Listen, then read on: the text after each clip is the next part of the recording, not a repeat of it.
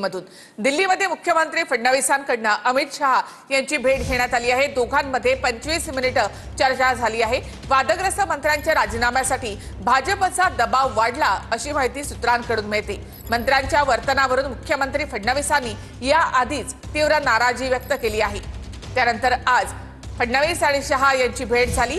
त्यामध्ये किती मंत्र्यांची आता विकेट जाणार अशी चर्चा राजकीय वर्तुळामध्ये सुरू आहे।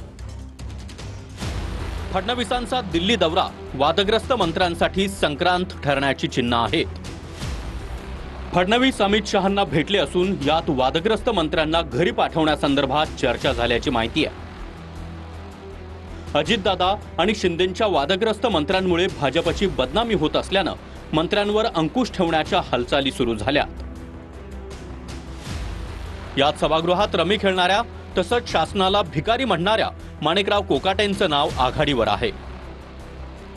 कोकाटेंचा राजीनामा घेण्याबाबत भाजप आग्रही असल्याच्या बातम्या असून राष्ट्रवादीकडून मात्र खाते बदलाचा पर्याय सुचवण्यात आलाय। पहिले माणिकराव कोकाटे सभागृहात रमी खेळणं आणि सरकारला भिकारी संबोधणं। दुसरे योगेश कदम आईच्या नावावर असलेल्या लेडीज बारमुळे वादात सापडल्यात। तिसरे संजय शिरसाट पैशाची बॅग आणि हॉटेल खरेदीच्या निविदेमुळे वादात सापडले। दरम्यान भाजप अजित पवारांची राष्ट्रवादी आणि शिंदेंच्या शिवसेनेतील एकूण 8 मंत्री घरी जाणार असा दावा सामनातून करण्यात आलाय। मी गेल्या काही दिवसापासून सांगतो की या मंत्रिमंडळातले 4 मंत्री जाणार आहेत। संजय शिरसाट एक मंत्री आहेत, मला वाटतं माणिक कोकाटे,